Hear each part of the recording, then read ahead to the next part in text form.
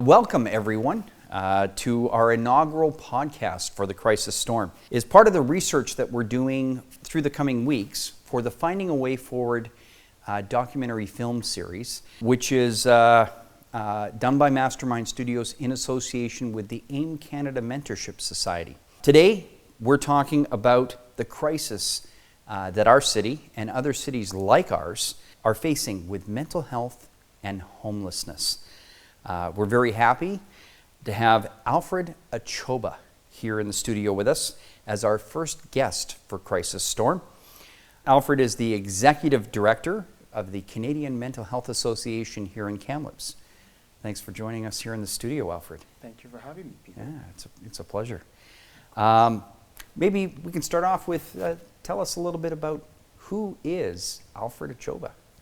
Well, Alfred Achoba is a Nigerian Canadian who came here a few years ago, did my bachelor's degree here in psychology, and ended up, calling Kamloops my home. And over the last few years, I've been active in the community in different roles, working for CMHA. I'm a dad and a husband, and I really enjoy working for this community.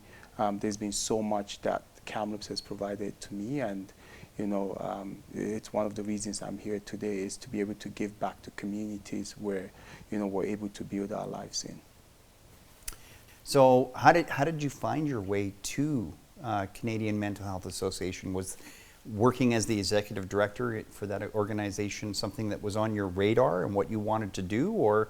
Absolutely not. I mean, I when I graduated with my psych degree over 10 years ago now or more, I joined psychology because for me, there was a moment where I was homesick. I, struggled with the challenges of being in a different country and settling. And so, within that time, I was going through so much stress in a new community. And when I reached out to support, I found that there was very little available for me. And, and I also came with, some stigma from my own country around mental health. It was something that had to be individualized. You couldn't speak about it. You dealt with it yourself. And so coming here, there were so many challenges that I had blending in. And so I decided, well, let me go see what's out there to support me. And that's how I learned about CMHA is, it was an agency trying to do some of this good work. I volunteered my time in different agencies, and then I decided, CMHA made me an offer. They met me once at TRU, and so I found myself working frontline in 2013, and throughout the years I've served in different capacity and now the executive director. So it's been a really rewarding journey for me. Being able to give back, from frontline to now where I can make, changes through advocacy, policy, and just serving our community. Mm. So for those people that don't know exactly what CMHA or the Canadian Mental Health Association actually is and does in our community, can you tell us a little bit about that? Yeah, so CMHA is one of the oldest not-for-profit in Canada. We have several branches across Canada. One of the largest, in fact, when you look at, the agency count, we are one of the biggest. And our job is to provide accessible mental health support in various forms. It could be through low-threshold services. It could be through education. So we are champions when it comes to bringing accessible support to individuals in different communities. communities. So within Kamloops, for example, we have educational programs, we have mental health first aid, we have housing, we have shelters. We talk about some of the crises we're seeing. Think about CMHA as a jack of all trades. We're there to serve communities in various capacity, right? And where we can't, we're able to leverage support from other branches. So we have branches in Kelowna, in Vernon, in Vancouver, and that's what makes CMHA unique, is that we have a federation of resources available to communities. And it's very rewarding for us to be able to provide those services because we've been doing it for so long. And how many staff are on the ground here in Kamloops? So within our staff, we have around 200 employees, with 161 active, or around that number, that are actively working in different roles, and the rest are made up of casuals. We service around 206 individuals daily in just our shelter and housing, and another 30 in our day programs. We have programs in merit, for example. And part of what our goal has been is to make it very accessible for people, that whatever services you need, if you come to us, we're able to either provide it to you or direct you to where you can get those resources.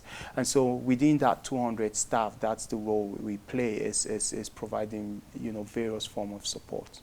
We're talking about two different things, but they relate so much together. Correct. Mental health and homelessness. Yes. What do you want to tackle first? Both. I think, we can start with mental health first, or we can start with homelessness. There is a correlation. So, I'm happy to speak about homelessness first and then dive into mental health.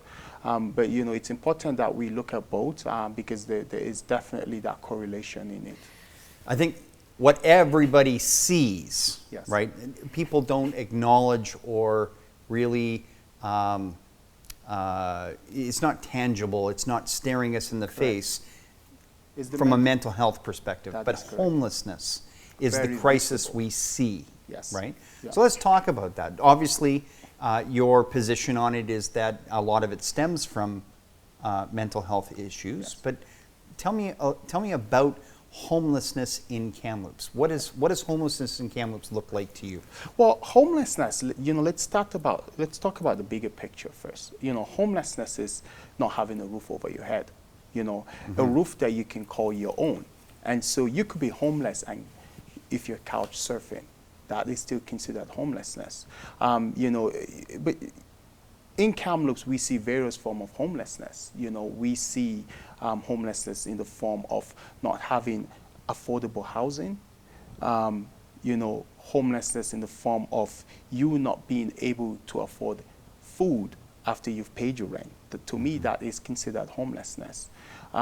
We see homelessness not even able to afford a place, which is what people see in community when someone is sleeping in front of business, or sleeping in front of your home, or when someone is sleeping in a tent. Those are the visible homelessness that you've described. But there are various types of homelessness. There's homelessness due to crisis. For example, you could be in an apartment that goes up in flames, where you have no tenant insurance, and then you become homeless. And there's homelessness due to a breakdown in family relationship, where you get kicked out from your home, or you go through an ugly divorce and you have no other forms of accommodation for you. That is homelessness. And more recently, we've also seen homelessness where people hop from one motel to another because they're not able to have, a place that is permanent. And so when you have those temporary forms of accommodation, it's also considered being homeless. And so, within our programs, our goal is to try and get you some of those supports to keep you stable. How big is, we live in a city, Kamloops is a city of approximately 100,000 people. Correct. How big is the homelessness situation in Kamloops in terms of population? Well, it is very big. And I think one of the reasons it's that big is because many communities, and not just Kamloops, haven't had a vision that it revolves around planning, having a strategic plan to manage those growth. And so within Kamloops, we started a bit slow. and we're trying to catch up. And it makes it challenging at this moment because, population always increases. Inflation affects people's ability to purchase, to rent. And so in Kamloops, we estimate that, for me, anywhere between 5 to 10% of our community is homeless. And that could range from sleeping in a tent, to sleeping in shelters, to couch surfing. Between 5 to 10% of our community, I would consider to be homeless. We get calls within our programs from people who might have a home, but have to decide between paying their rent or buying groceries. And when people start to experience that, that's some of the factors and the stressors leading to homelessness. When someone is being housed through a CMHA program, are they no longer considered homeless, or are they still considered homeless? I think they're still considered homeless because having a roof over your head that is yours brings a different feeling, brings an increase in self-esteem. It shows proper integration in community. You feel like you're part of the community. But social programs and shelters and housing and supportive housing, they don't have that. They consider program housing. So there's a stigma and the stereotype tied to it, where and frankly, society looks at you in a different way. You might go for a job and you might be looked at differently from other people. When you say to someone, I live in this apartment, there's a stereotype built into it. And so what we need to see is, equality fairly to everyone, more housing so people have, an option of moving from supportive housing or from low threshold services like we provide into market housing, where the stigma is broken down. Because one of the reasons we have homelessness is also as a result of stigma. When people are, for example, on income assistance, social support, landlords are not willing to rent to them, because there's that stigma to them that, oh, you're not hardworking, you're living off welfare. And it's not true. We know so many people who have a job but need social assistance to top up what they make, right? And so when people come to us, even in as much as we provide them support, part of our role is to try and break down some of those stigmas by uplifting them, providing them with, support to find a job, resume building, budgeting, capacity building, giving them references that are favorable. That's the additional steps that we take to make sure people are successful and properly integrated in communities. I volunteered a fair bit of my time on the board for Ask Wellness. Correct. And I remember, we would bounce every year when we did the homeless count. Yes. We would bounce between, 100 and 200 people. Mm-hmm. And I often thought at those times in very simplistic terms, we just need to build some more housing. Yes. 200 more houses. We got it covered. Yes. We'll solve homelessness. Since that time, there have been, several hundred housing units brought into Kamloops between CMHA and Ask Wellness and other agencies. Yes. And the homeless count hasn't dropped. How do you explain that? Well, there are various factors. First of all, we have a growing community. We have a community, like I was saying earlier, that we need to have a strategic plan in place that would say to us, through city leadership and city staff and service providers, a proper strategic plan that would dictate to us how much housing we need within the next 3, 4, 5 years, and what type of housing. We need to have that in place. I think the other reason we've seen that increase, like you're describing, is also the type of housing we need in communities. We need more supportive housing. We need more senior housing. We need more accessible, affordable housing. And one of the reasons we've seen growth in homelessness is because we don't have all of that now. You may end up living in an apartment that cost you $600 5 years ago, but now it's double the amount, and your income hasn't gone up. Well, guess what? Chances are you'll be homeless. And so that's a second factor. I think another factor that has played into it is inflation. We've seen an increase in costs in different forms. Hydro bills have gone up, utilities have gone up in general. The cost of living is unbearable for many people, and we hear it, Peter. I have moms who call me asking for help. I have, individuals who work Monday to Friday, keep a job, but can barely survive on it. The wages we're seeing in communities are so low, and when you compare Canada to other similar countries, we are lacking behind. I think we need to start looking around, the cost of living, making sure people have decent way to survive on. Those are some of the steps we can take to change the growth in homelessness we're seeing. And another factor that has played into homelessness are also, the addiction crisis we've seen and substance use. Those are factors too that, have exacerbated, the numbers we're seeing. Individuals who were, in housing have gone through addictions to the point where they can no longer keep that housing. And mental health too. Mental health is a big one. I've always said to myself, when are we going to have a point in time count for mental health around what type of resources are available and how many people in our communities are going through those stresses of mental health. And the numbers will be big, I can guarantee you that. And so we need to be able to work collectively as a whole, fixing some of those factors. Because otherwise, like I was saying earlier, those interplay and those correlations, we start to experience them in many communities like we're doing in Kamloops. A couple of hard questions. Yes. Forgive me. All good. But these are the questions that a lot of people in Kamloops yes. keep bringing up. Yes. There is I'm going to call it an urban myth because it has been dispelled many times in the past, but I'm going to ask it again, because it was one of the questions that was emailed to me when I announced that you're going to be coming on the show. Okay, let's hear it. I'm going to phrase it very similarly to the way that it was emailed to me. Okay. When are other communities going to stop busing people to Kamloops and dumping their problems on us? Yeah. Well, Peter, that's a really important question, and we've heard it several times. Here's the bottom line. The numbers we're seeing, the people on the street are people who have been in Kamloops for years. I can take people on tours to see, within our programs. No one is busing anyone here. In fact, within our community, we're one of the only few communities that help people relocate. We sit down with individuals and look at where is it feasible for you to be provided the most adequate support you need, whether that is through employment, whether that is through families. And so when we sit down, we look at, is it safer for you to be in Kamloops, or do you have more support in another community? If the answer is yes, we help you go back there. But the bottom line is everyone you're seeing in our community here is from here. No one buses anyone here. And like I said, we're even the ones that bus people out of here who have those supports, who tell us, I need to go back and meet my family in this area of Canada.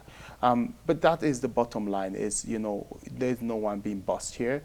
Every single individual, the brothers, the sisters, the kids you see on the streets are from this community, and frankly, they deserve services. It's unfortunate what they're going through, and we're trying to provide them those supports, and we're seeing some of those results. When people can hold an employment, we're seeing some of those results when individuals have managed their mental health, and are able to get back into housing. That's the type of support we're here to provide to people in our community. And that's what Kamloops is made of, is that these people on the streets are from Kamloops, and they deserve all of that support. Okay. So, of the people that are on the street, what we largely see and hear about are those that are suffering with substance use disorder. Correct.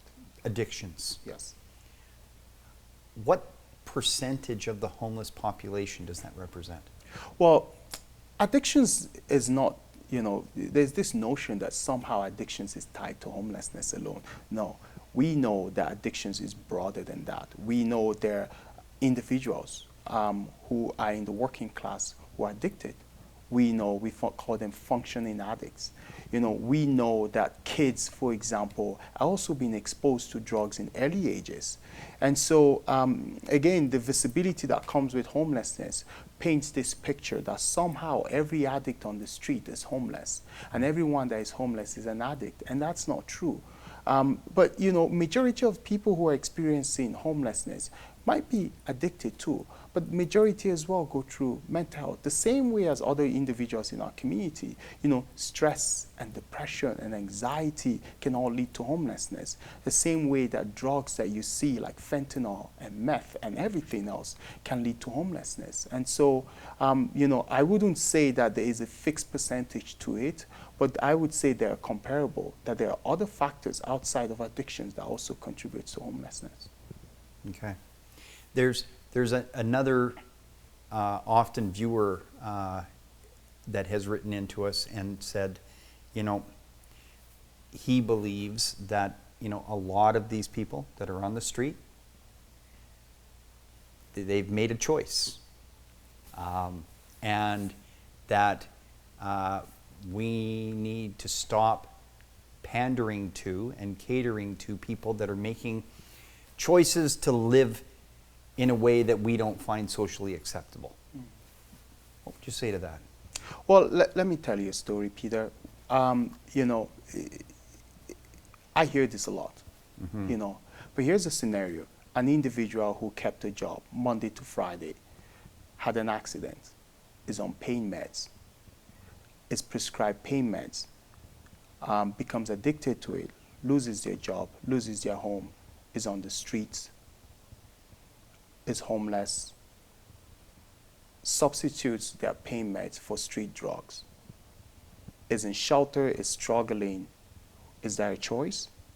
And the answer here is no, that there are various factors that have led him to where he is. This is an individual who kept a job, had an accident, and was dealt the wrong hands, and now is struggling. And I think that's what we need to recognize here, that majority of the folks we see on the streets are not homeless by their choice. Homelessness is not a choice. Mental health is not a choice. Many of these factors happen anytime. You could be homeless when your house goes up in flames, and through that stress, you might lean on hard drugs.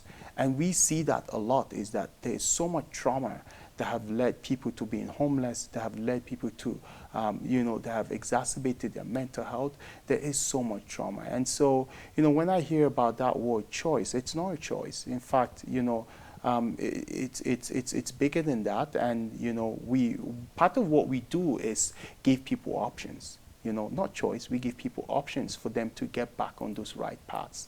Because they were dealt the wrong hand, and it's unfortunate that, many individuals that we see in our communities view homelessness and addiction as a choice. It's not. It's a breakdown of individuals and in various capacities.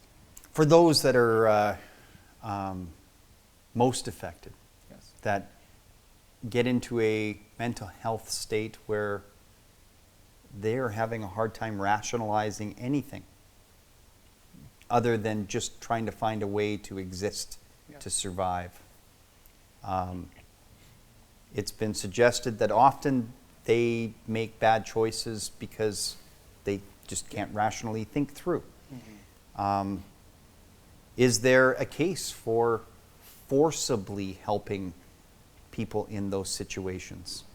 Well, I think communities are in this state where we're not considering extreme options, because for so long we don't have the resources to help people manage in very early form and early stages. And that's why we're now thinking at the extreme. I am not 100% in support of forcibly, incarcerating people, or forcibly putting people in institutions. I am not in supporting it. I feel there's still an opportunity for communities to get proper resources they need. We have a crisis as far as the healthcare system.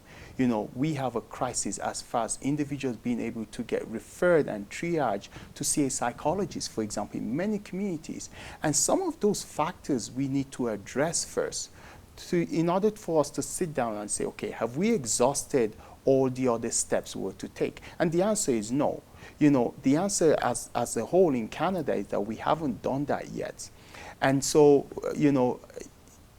we may get to that point where there may be individuals who might be unwell, and a decision would have to be made to put them in institutions. But those decisions have to be carefully thought of. Those decisions have to be factored in based on what type of services and supports have been provided to them. And right now, the answer is none. And many individuals we see on the street, even in low threshold services, are getting the bare minimum. We have to be innovative in the way we provide services. We're hiring nurses, we're hiring, individuals with social work degree, but we need that healthcare, mental health piece tied to it. Mental health is physical health, and physical health is mental health, and all of those need to be factored in properly.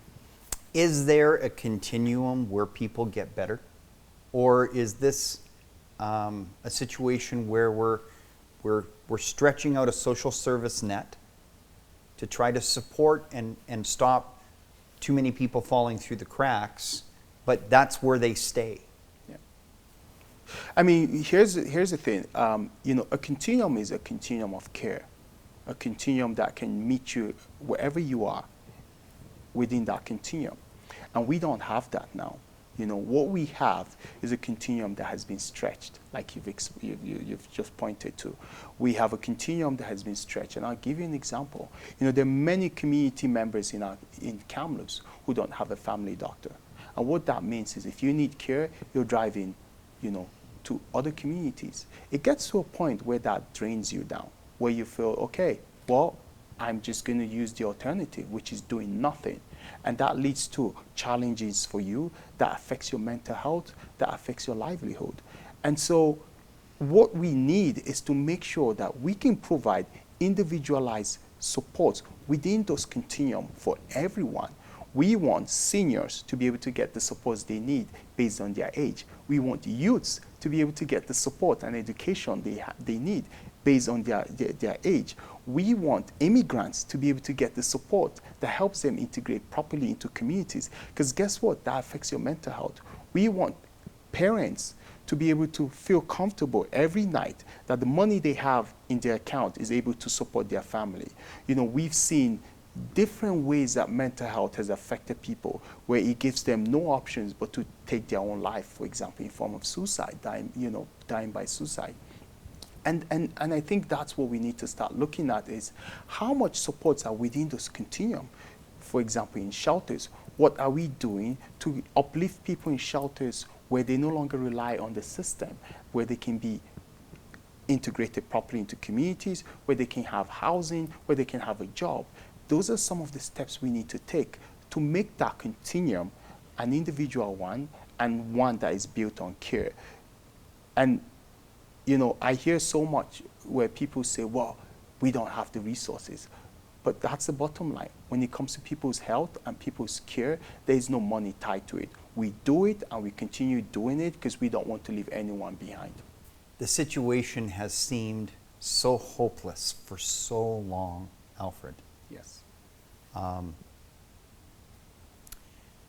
want to know, I want to feel that there's a light at the end of the tunnel, that people do get better, that there is solutions that take us to better days, where we as a community are not going to be facing this crisis forever.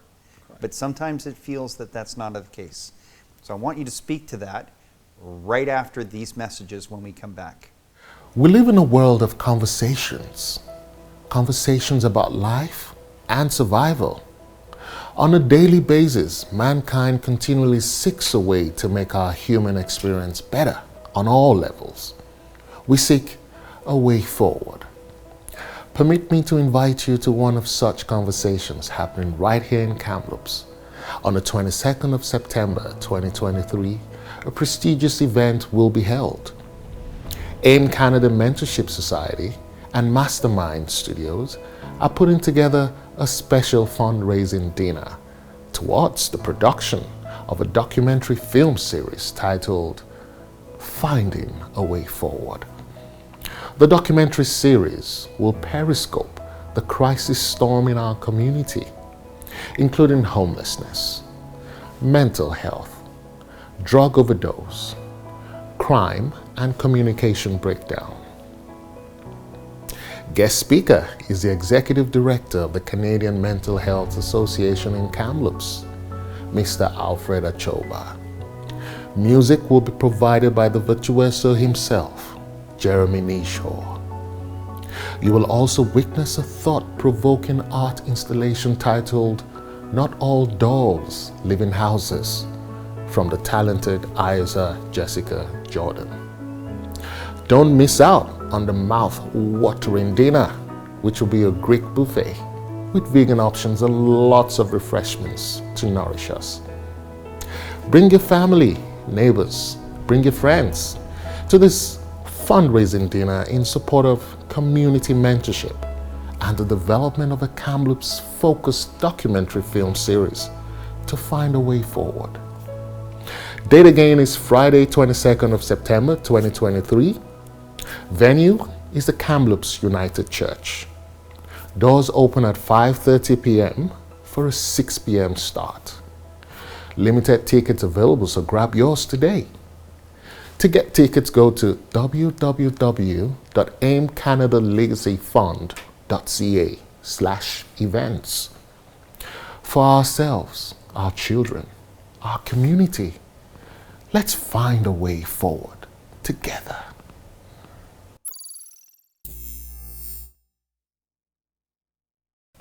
So welcome back. We're with Alfred Achoba, and we're talking about the crisis storm here in Kamloops surrounding mental health and homelessness. So on the break, Alfred, you were telling me a little bit about it. It actually came as a bit of a shock to me. Correct. Things are not getting better. They're getting worse. And you from the CMHA just acknowledged that to me on break. Yes. Tell me. Well, here's the thing, Peter. You know, when I look at where we are in communities, and not just Kamloops, we've seen an increase in homelessness. The housing crisis is the biggest crisis we have in communities. It's not the drug crisis, it's not the overdose crisis, it's not, you know, unemployment. Housing is one of the biggest crises we've seen, and mental health. You know, and I wouldn't be surprised that in Kamloops, you know, our point-in-time count would show to us that our numbers have tripled. And I say that based on the number of people we've been able to service over the last few years. The numbers have grown. You know, within our shelters alone, we service 131 people. We see another 80 or 70, depending on the nights, you know, through our outreach. And so just within our programs, we're seeing almost 200 people. That's more than the numbers we've seen over the last, you know, year and 2 years ago. And we have other shelter partners. You know, we have the Mustard Seed, we have Out of the Cold. They also add capacity, and they're turning people away.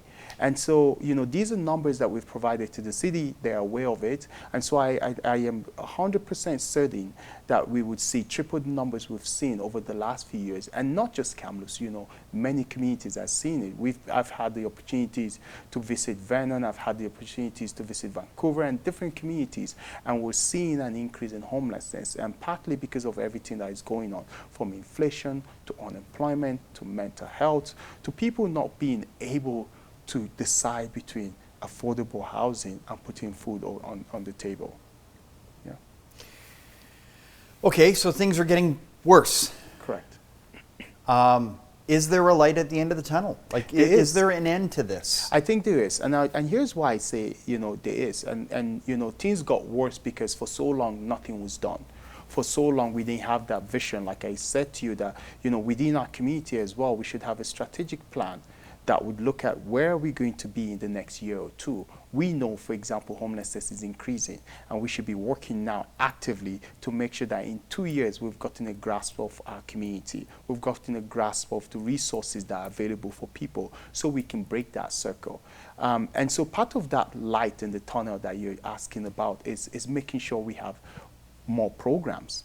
We have programs that deal with mental health. We have programs that talks about the dangers of the drugs we're seeing out there, the toxic drugs.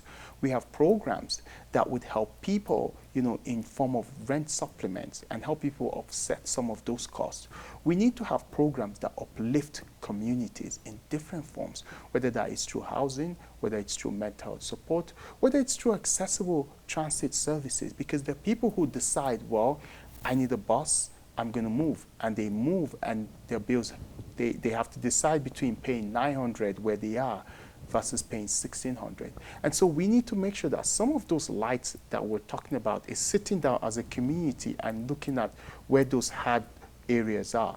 We know, for example, that unemployment is a big part, that people need to make a decent wage. We know that accessibility is a big part of that light. We know that more housing in our community is a big part of breaking those trends we're seeing. We know that there are areas in our community that need shelter, so we can break the circle of folks being entrenched in homelessness to the point where they're no longer open to services. We need to be able to make sure that if an individual walks into a support system, that there are the supports in place to help them at that moment. Not to say to an individual, well, guess what, we can't help you. And I think that's where we need to change that light, is being able to say every individual in our community is equal and is able to get the help they need. So do we need to be concerned about all of these services and the cost of all the services and where that money to pay for all of these services is going to come from? Well, Peter, the money to pay for it would be bigger than, if we don't do something now, the issues and the crisis will be bigger than it. And so some of that investment, like I said, when it comes to human lives, cost is not an issue. We're investing in people. And when you invest to people, there's no amount of money that we need to worry about as communities. We know that Canadians are always giving. We know that there are people who are comfortable with their taxes going up if it uplifts people in our community, if it provides more infrastructure, if it provides more mental health supports in community. We know that many communities are comfortable with that. And I think that's what we need to do, is as communities, we need to sit down and make those sacrifices. There are areas where we can have cuts to make sure that more people are able to put food on their plates at night. There are areas where we can cut costs to make sure that we're able to bring in the best trained doctors to our communities. And I think that's what we need to sit down, and that's where that vision and that strategic planning would help us, is to say, okay, where are the hard areas in our communities that we need to look at uplifting people? And do we have the resources for it? And if the answer is no, how do we get it? We have provincial support, we have federal support that we can tap into. And we have seen so much being put into communities like we've never seen before in an effort to bring, a stop to this crisis. But many communities are struggling because they don't have that vision and that leadership that is needed to take the next step. So does that vision and that leadership exist here in Kamloops? It does. We have social agencies helping with that. We have, CD staff as well. We also have the leadership, when we talk about, the provincial government, we've always put so much on the province, when it comes to the housing crisis. But there is a role for municipal government as well. I've spoken about this several times. We can offer CD land. We can offer, proper research. We have TRU here with great professors that can bring in that research that we need to change some of those crises when it comes to housing affordability, and making sure that those growths were factoring in other aspects that could affect them. We need to have some of those steps being made, and I think that's where Kamloops as a whole is so lucky, is that we have those resources. We just haven't tapped into it. I mean, look at the beautiful land we have, Peter. Like we could go out there and build. There are ways we can change it. We can look into our zoning laws. Are they very progressive or not? And the answer is probably not. There are changes that need to be made. Can we go from, a land with just one building and one family to a land where there's 4, 5, 6 families? And the answer is yes. And so we need to sit down and make some of those changes. And you can hear the province echo that now. And many communities are not open to it. But that's part of that discussion that we need to start having, is uplifting people. Because I think if we don't do that so quick, God forbid we would see more crises on our hands. Hasn't this been attempted in the past? I mean, in past terms, what were our elected officials doing if they weren't doing that? I mean, isn't that their job? Well, it is a job, but it's also our job as community members and advocates to speak about those gaps. And the bottom line is we haven't seen the support we need. I'll give you an example. For so long, the federal budget did not have an option for mental health. Even the provincial budget did not have, did not budget for mental health. It wasn't until recently. And so think about, mental health has existed for decades, for centuries, and we've never acknowledged in our budget that this is a factor. And so some of those steps and those gaps have been missed for so long through different leadership and through different governments. And this is when we need to start holding them accountable about it in a progressive way that is built on strategy, that is built on leadership, that is built on empathy, and is also built on equality and accessibility. That's what we're looking for here. And we haven't had that leadership for so long in both the federal, provincial, and municipal leaderships we've seen. When you say hold them accountable, what does that mean? I mean, it seems that we elect officials that make lots of promises, Yes. and then nothing happens. So we hold them accountable by voting someone else in who makes promises, and then they don't do Correct. what they promised. How is holding elected officials accountable just through our voting really going to affect change? Well, here's the strategy, Peter. We have in many communities a growing allyship we've seen through media, through social media. We have, used a lot of that, whether that is partnership with media or social agency, to speak to elected leadership around what is required in communities. I'll give you an example. We just got the announcement of the Cancer Care Center here in Kamloops. And that is that persistency we need of holding elected officials to what they commit to. We voted them to work for us.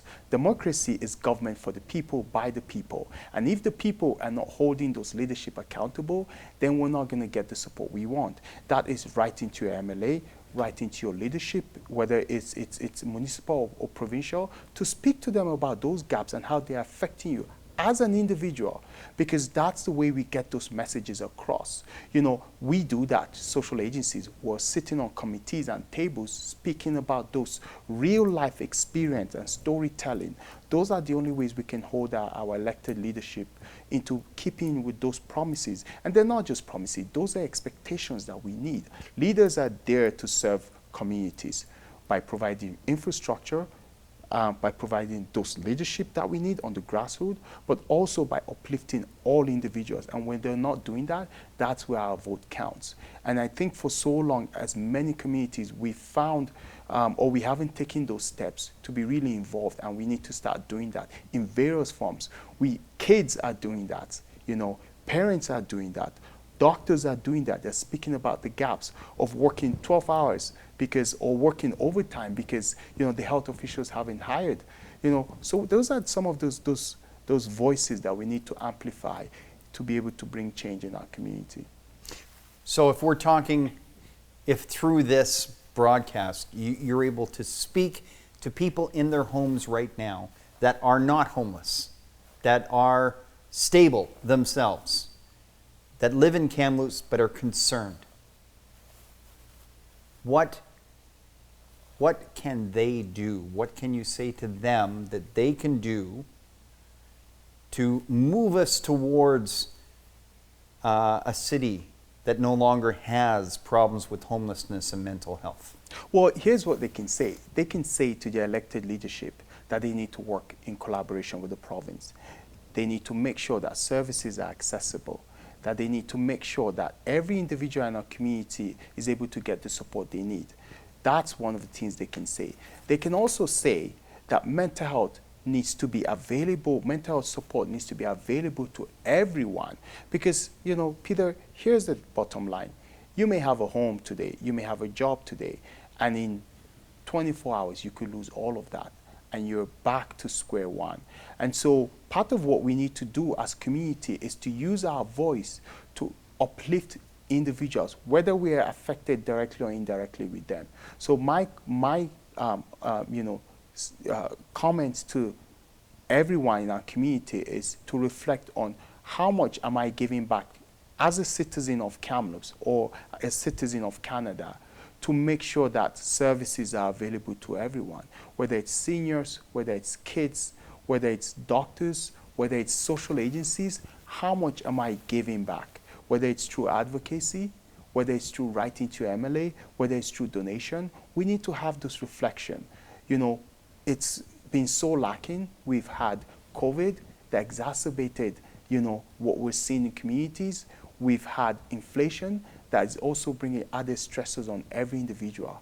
But this is a turning point for us where we can sit down and reflect around how we are in better places, and there's some energy we can allocate into uplifting others that are struggling more than we are. How is Kamloops faring compared to other communities? You mentioned that you've gone to Vernon, you've gone to Kelowna, you've gone to Vancouver. How do we compare? Well, one of the unique things with Kamloops is the leadership we have and the collaboration. You know, we have so many agencies and city staff that are working together, you know, to bring in those supports that are needed. That is what makes Kamloops unique. We also have great partners through businesses, through individuals that are genuinely concerned around, you know, finding solutions. And we don't see that in many communities, Peter. We don't see some of that because it's been left for the city staff or the government to deal with. But you know, when we talk about those supports that are needed, it needs to start from the grassroots, from the grounds, where we say, okay, I need a doctor, but I can't find one. Well, why is that? People need to start asking those questions around making sure that they as a person have supports, so that everyone is working unified to bring those supports in place. And so, you know, for me, that's the way we're going to look at this is, you know, each individual would pull their weights in the sense of advocacy, in the sense of, you know, speaking to their MLA. It's the only way we can bring change in many communities. And, you know, we've had that benefit in Kamloops, you know, but there is also opportunity to expand it to other communities. And Kamloops can be that starting point where we set those standards for other communities to replicate that. And, you know, we have the Envision shuttle, for example. You know, 2 years ago, we never had a shuttle that could move people into shelter. You know what that means? It means chances are, you know, in a cold storm, people might freeze to death. Chances are in a heat storm, people might die of heat exhaustion. But now we have those supports. And so some of those unique systems we have and the unique supports we have, you know, we're so lucky, and we'll see many communities replicate it. And I think Kamloops should be proud of that, but there is so much work to be done. Let's talk about the business community for a second. Yes. They're dramatically impacted quite often. Correct. From people camping out on the streets to, I've heard some business owners even suggest, or not suggest, I've heard them complaining that, you know, defecation is being wiped on their windows. And they're in jeopardy of going bankrupt because they have a problem with clients even wanting to come to their place of business because of the vagrancy and fear that their customers feel coming into their place of business, having to go through the gauntlet of, you know, street entrenched people. What are they to do? Well, Peter, it's unfortunate. You know, I'm a dad. I have 3 kids. You know, I have seen, you know, firsthand from friends who own businesses the impact they're facing. You know, I have seen the crisis in not just in Kamloops, but in many communities when it comes to, you know, the cost and the rising crime. But I want to speak to some of the alternatives that would be out there if you know what we have is not available. You know, I'll give you an example like shelters. You know, we've seen or we've heard that, you know, there are concerns in communities that when you open shelters, crime go up. You know, but that's not true. You know, the alternative would be more people sleeping on the streets. The alternative would be more people breaking into business because they're desperate. The alternative, for example, within Kamloops, where in one shelter alone we had 29,000 shelter stays, would be 29,000 times where our CMP are responding to people sleeping outside, or ambulance, or fire. And I think that's part of, you know, some of the benefits of low threshold services like shelters. But there's also the other side where businesses have experienced, vandalism, they've experienced break-ins, and that's where we're trying to work with, city officials, with the justice system, with RCMP, around providing better supports. We know that the justice system in Canada in general is broken, and I think there needs to be more work being done around advocacy to make sure that that people who commit crimes are held accountable. That's the bottom line. And the people who need support, whether it's mental health, or for addictions, are provided that support. I think those are the ways we can address it. And I think if we can do that, we would start to see a change. We would start to see improvements for the businesses, because I walk around some of my programs and I hear it firsthand from business owners.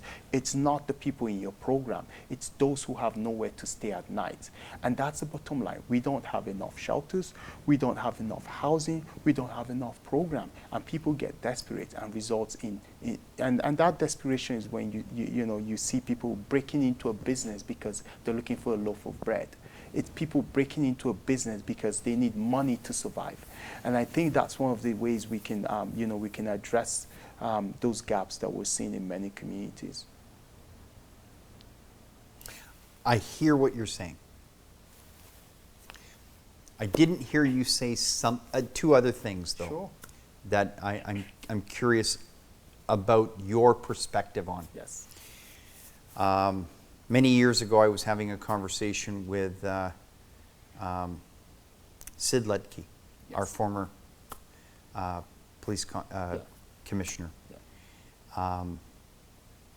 And at that time, he said that it's not hundreds of people on the street running amok. Correct. There are a few people that are known to the police. Yes.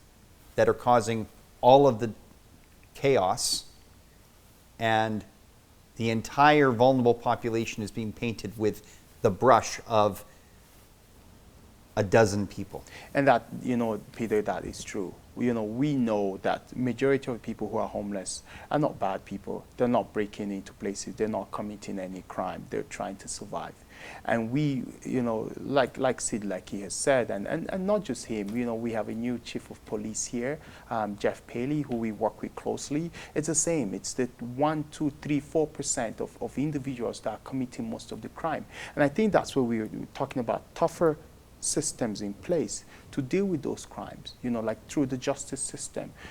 The bottom line, I'm not saying this because I work for a social agency. I am speaking as a citizen as well, as an individual, as a father, is that when people commit crime, that there is consequences, and whether that is serving jail time, being locked up, I think we need to do that. I think for so long, again, that there's been some gaps that have led us to where we are. And I think, majority of it has been that breakdown in the justice system, which is why we're seeing crime in communities.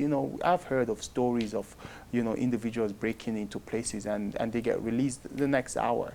And I think that is a slap to many communities, a slap to businesses, where, you work so hard and, the system in place to keep you safe and to protect you doesn't even, work. And I think, frankly, it needs to be dealt with so that those 2%, 3%, 4% do not frustrate everyone in our community, because that's what is happening. And like I said to you, I hear it.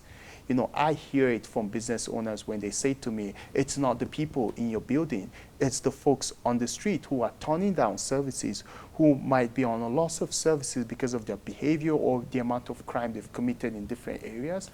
That's who we need to be targeting now, to break down, that growth we've seen as far as crime in our community. So how do we fix the situation with, these people being rounded up,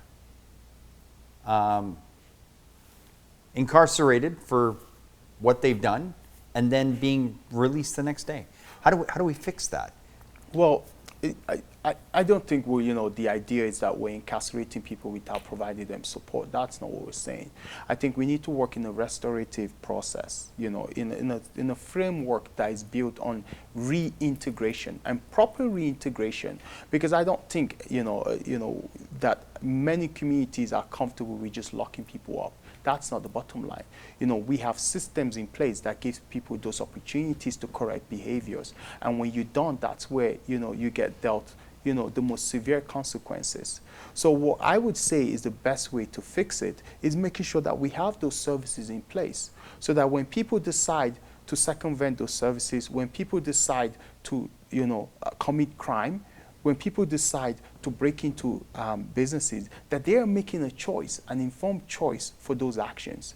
And those systems in place would use those measures in place to hold them accountable. That's what I'm saying. For so long, we have the system. We have a justice system in place that is meant to keep people safe. But those measures in place have been neglected. We hear of officers who refuse to press, to fill paperwork because they think it's stressful for them. Right? We've heard of people who might be, held in jail for so long that they don't get a hearing. We need to fix some of those systemic issues so that those systems work properly. I think if they work properly, we will break down the stigma. We will hold more people accountable. Businesses will feel safer. Shelters would also feel safer because, we also have, gang and crime activities that affect our programs, and we need those supports from the justice system, from RCMP. We need more RCMP officers. We probably need better training for RCMP officers. So I would say that there is a need to sit down and look at what systems do we have as far as the justice systems that are failing us, and is there a need to involve the community around those dialogue? The answer is yes. Years ago, we've heard, Sid Lecky pointed out that there's 3 or 4, 5% of individuals committing the crime. Well, that tells me that those numbers are known and those individuals are known. What have we done since that time to address the crime they're committing? The answer is probably nothing, and I think that those are some of the steps that we need to take, is being very proactive and solution-based. Okay. Before we wrap up, Yes. we're going to take one more final break. Sure. And after the break, I want to talk a little bit about the polarization that we feel in the community. Yes. And the half-truths and untruths Yes. that are being disseminated out there. Yes. So we're going to take a break, but when we come back, I want you to tell me a little bit about that. I look forward We'll be right back after these messages. We live in a world of conversations. Conversations about life and survival. On a daily basis, mankind continually seeks a way to make our human experience better on all levels. We seek a way forward. Permit me to invite you to one of such conversations happening right here in Kamloops. On the 22nd of September 2023, a prestigious event will be held. AIMCanada Mentorship Society and Mastermind Studios are putting together a special fundraising dinner towards the production of a documentary film series titled Finding a Way Forward. The documentary series will periscope the crisis storm in our community, including homelessness, mental health, drug overdose, crime, and communication breakdown. Guest speaker is the Executive Director of the Canadian Mental Health Association in Kamloops, Mr. Alfred Achoba. Music will be provided by the virtuoso himself, Jeremy Nishaw. You will also witness a thought-provoking art installation titled Not All Dolls Live in Houses, from the talented Isa Jessica Jordan. Don't miss out on the mouth-watering dinner, which will be a Greek buffet with vegan options and lots of refreshments to nourish us. Bring your family, neighbors, bring your friends to this fundraising dinner in support of community mentorship and the development of a Kamloops-focused documentary film series to find a way forward. Date again is Friday, 22nd of September 2023. Venue is the Kamloops United Church. Doors open at 5:30 p.m. for a 6 p.m. start. Limited tickets available, so grab yours today. To get tickets, go to www.aimcanadalegacyfund.ca/events. For ourselves, our children, our community, let's find a way forward together.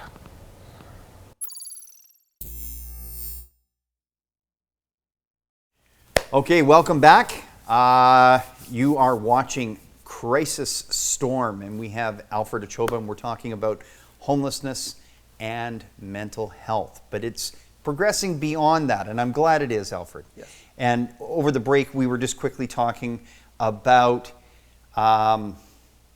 untruths, Yes. about half-truths, and I shared a story with you, Yes. and I'll share it here for our audience. The Canadian Mental Health Association, yourself, Yes. a couple of years ago, built Merit Place, or put together Merit Place at the other end of Laval Crescent here in Kamloops. Correct. To A meet the shelter. rising need. Yes. And as a business owner in the area with the studio here on Laval, I was concerned. I thought, well, here we go. We're going to have some problems. Yeah. And sure enough, we had a break-in. And when we reviewed the footage, we saw 5 men in ski masks and a big $60,000 truck breaking in and stealing a lot of stuff. Yeah. We filed a report with the RCMP. The RCMP came and took the report. And the RCMP officer said, well, as long as you're voting for the people that are, in place, that allow a shelter on the other end of Laval here, so close to your business, to be having homeless vagrants, you're going to have to put up with this type of thing as a business. And I was quite shocked, when I look at the footage and I said, excuse me, I don't know any homeless people that are driving $60,000 trucks. It was quite shocking to me, Alfred, that was a blatant false, statement. Yeah. And it's no wonder if the RCMP are making those kind of statements, it's no wonder that the public is doing the same thing on social media. Mm-hmm. What are your thoughts? Well, Peter, we've seen an increase in, false statements. We've seen an increase in fake news. We've seen an increase in stigma. It's because there's so much misinformation out there. And, so many people have pushed that misinformation. And right now we're trying to change that through storytelling. We're trying to work with RCMP around releasing, the stats around, what is the crime rate when shelters are open. And you would see, Peter, that a lot of those untrue statements are frankly untrue. We've had Merit Place open for so long, and the numbers don't reflect that. We've had, and Kamloops is innovative. We've had within our programs different ways of supporting communities. We have security, we have a neighborhood watch. There's been steps we've made based on some of this misinformation to help, bring comfort and help give peace of mind to businesses. But the bottom line is it's still misinformation. And, part of how we can break that is through education. We need to be able to educate communities around the amount of misinformation out there on social media. We started talking today about this bossing them in comment that is out there on social media, and it doesn't exist. It doesn't exist. Or, the officer who is saying to you, frankly, that, someone breaking into your business is a result of shelter. And I think, part of how we can break that in our community is really educating the masses, making sure too that officers know that it is their responsibility to address crime. It is their responsibility to, investigate and make sure that they are bringing comfort and they're bringing peace of mind and safety to communities. I am quite disappointed that a comment like that would be made when crime is crime. You know, whether it's through the homeless or through any other individual. You know, I don't think there's any government that is voted in, you know, to bring crime into communities. It doesn't happen, right? And so making insensitive comments like that just it adds to that polarization in many communities that we're seeing, where, you know, the masses start to believe some of those fake news and fake comments out there and untrue stories. I think that is very dangerous, right? And, you know, I'll give you an example. Within our programs, we heard so much misinformation out there to the point where we've countered that by releasing stats around how many people we see at nights, how many people were moving into housing, how many people were getting into treatment, how many people were providing mental health support. You can see all of that on our website. The numbers are not great, but it speaks to the transparency that many community needs. It speaks to the accountability we need, whether it's from officers, social agencies, municipal leadership, federal leadership, provincial leadership. We need to be very transparent with the information and the responsibilities that are put on us. When I think about the world that we live in Kamloops even, it's very fast-paced. Yes. We no longer have the luxury of time for anything. Yeah. Alfred. That is true. When Don Cook and myself started doing the research phase of trying to put together the documentary film on these crises that we're being faced with, called Finding a Way Forward, we started by printing out all of the articles and research that was out there that was fact and evidence-based. Yes. That was specific to our community. We started printing out coroner's reports and reports from the city of Kamloops and reports from Ask Wellness and CMHA. And I stopped printing out reports when I went through an entire case of paper, and I was nowhere near finished. Yeah. That was 10,000 pages. Yeah. How can the average person in Kamloops spend enough time to read all this information that's being put out by social agencies, by the city of Kamloops, by Interior Health, by the coroner's office, the province, federal government? There's so much information to consume, right? It's so much easier to just go with what everybody else is saying on social media. Yeah.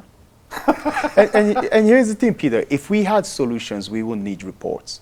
Right. If we had services in place, we wouldn't need reports. You know, one of the most disappointing reports I get every year or every month is the coroner's reports. Because to me, we shouldn't be doing a report on the number of people we've lost in communities. We should be doing a report on the number of lives we've saved, and the services we'll bring in, and the options we'll bring in. How are we fighting addictions? Do we have enough recovery beds? Do we have enough treatment centers that are properly funded? Do we have enough shelter that lifts people from the street? Do we have enough housing? That's how we fight those reports. Because I agree with you. I don't think many communities want to hear about how many overdoses we've had in our communities. We want to be hearing solutions. We want to be hearing what the city and our leadership has in place to lift communities. And social agency, that's what we're there for. We're like the voice to speak around the gaps we're seeing in communities. We've been screaming about mental health supports in our community. We need to do more. And it's not, you know, it's not a matter of, well, we're going to leave it for another generation or another leadership. No, elected officials and the government is there to serve the people. And I think that's what, you know, we're hoping to see changes through advocacy, through people challenging those reports to say, we want to see change in this area. And we've heard it, you know, through the coroner's reports.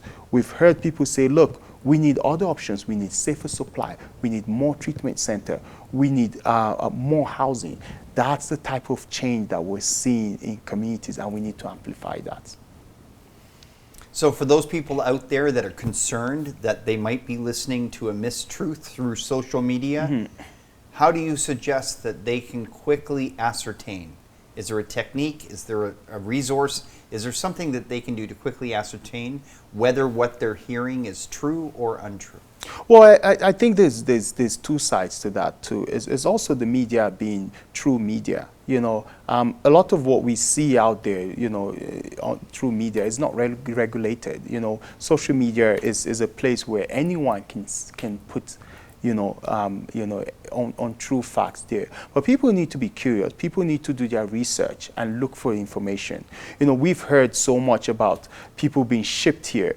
The bottom line is it's not happening. I mean, where are they being shipped to? And I think part of that curiosity and education needs to be out there. They need to learn more. They need to find those stories out there to see if they are true or not. That's what we can do, is calling medias to say, hey, I heard this, is this true? And calling social agencies. I get calls from people who say to me, well, I heard you ship people here and you get paid by the number of clients in your shelter. And I'm like, that's not true. If we got paid, no one would sleep on the streets. But the bottom line is it's not happening, Peter. It's not happening. That so much of this untrue story out there is causing division in our communities. And there's a need for everyone to be part of that solution by making sure that we're challenging those untrue comments being made. We're challenging the stigma, we're challenging the stereotype, we're speaking to facts. And the media has a role to play in it. Me and you have a role to play in it. Brothers and sisters and kids have a role to play in it. Because when you feed so much misinformation into community, it becomes true. And it becomes really challenging to change and to bring in solutions when what everyone believes in is falsehood. And I think, we don't want to get there in any community. And Kamloops we're very, very lucky. We have great media, we have great partners, we have great social agencies that are out there telling those true stories, not by reports, but by facts. Sharing those stats, sharing those research. That's how we break those stigma and we counter those false information out there. Awesome. Now, I want to close with one question. Correct. I'm going to give you the last word. Sure. We've been talking about mental health. Yes. My daughter's a nurse. I won't go into details, but especially since before COVID, I've been concerned for her mental health because resources are low and our healthcare professionals are being asked to do so much more with so little. Yeah. And so my question for you, obviously for us as a community to get through this, we need agencies like Canadian Mental Health Association. Can you tell me, what are you doing for the mental health of your staff? Yes. So, Peter, the staff who provide these services and low threshold services, whether it's in shelter, in housing, in the hospitals, I think there's a need for us to look out for their health. There's a need for us to do more to make sure that there's psychologically safe working environment for people, that when people leave work, that they are comfortable leaving work behind, and when they come to work, that they're comfortable in that environment. There is a lot that we need to do. We need to do that by making sure people are paid decently. There's always been this notion that we put more on them, and I think that is unfair. I worked frontline. I understand the way, the growth and the crisis we've seen from when I started, almost 14, 15 years ago to where we are now. I think we need to look at how we're uplifting people in that aspect. We need to make sure that people are better trained as well. That as we see changes in the workforce, that we're making sure that people have the best education, that they have the best development to be able to feel comfortable in their role. And those are some of the steps we take. We also need to make sure that when people walk into their environment, that all the safety measures in place are there to keep them safe. Whether that is through cameras, whether that is through panic buttons, we need to make sure that we give them the tools to keep them safe, whether it's physically, psychologically, any tool that is needed, we need to provide it to them. And I think the bottom line, is to make sure that we have enough workforce in place. We have for so long strained programs. The healthcare system is a perfect example where we have a shortage of doctors. You know what that means? Longer time in ER. And that's not fair. That's not fair. For so long we've been screaming about it. And I think some of that changes need to be made. And we can do that through, speaking about those gaps. We can do that by holding those leaders, the policymakers accountable for the change we need to see. And so within CMHA, my staff hold me responsible for that. They hold me responsible for making sure that they feel safe, They hold me responsible for making sure that they have the best education. They hold me responsible for making sure that the support they need, whether it's provincially and municipally, are there for them. And I think that's what we need to do, is make sure that we have enough support systems for people in the workforce that would see them grow. A growing a growing workforce and a work environment that is safe also reflects to the program. It reflects on the clients. It reflects in the community. And where there are gaps, we start to see it so obvious. There's no denying, for example, that places like shelters, for example, have been staffed poorly. And we in Kamloops, for example, have pushed back to say, these are the minimum numbers of staff we need to see, and this is the result you would expect. And so I think we need to start having some of those tough conversations. But as leaders too, we need to be able to keep our staff safe in different forms and in any capacity. That's what we're there for. That's what is expected of me, from my board, from my staff, from the community, and from the clients, is to make sure that our programs are psychologically safe for both the staff, the community, and for our clients. Awesome. Alfred, thank you for sharing your thoughts with us today. Thank you for having me. Thank you for doing the great work that you do. Do you have any final thoughts for us that you want everybody to know? Well, my final thoughts here is, we know what is going on in communities. We know that there's a need to do more, and we will continue to speak to those gaps. We will continue to bring in those supports that are needed to uplift everyone in the community, and we will continue to work with, every leadership out there that is willing to provide solutions to the crisis we're seeing, whether it's addiction, mental health, homelessness. We are ready to serve communities. And the benefit of agencies like CMHA is we have the expertise. We've been serving these communities for so long that we have seen what is needed to uplift us from where we are, and we just need our community's support to do that. And so I welcome everyone who wants to be partners, who wants to be allies around bringing in change. Reach out to us so that we can be unified in what we need for Kamloops. Kamloops can change based on what we want. We can't wait for someone outside to bring that change for us. We need to do it ourselves. Awesome. Alfred, thank you so much. Website address where people can go? Well, people can visit our website at www.kamloops.cmha.bc.ca. We have a Facebook page, a Twitter page, an Instagram page where we post really valuable resources in our community and share those factual news and storytelling. And I really welcome people to go check them out and see what is happening in our communities. Fantastic. Alfred, thank you. You've been watching Crisis Storm with Mastermind Studios and AIMCanada and CMHA. Thanks for tuning in and listening, and we welcome you to take a look at the next episode that'll be coming up. Thank you. Thank you.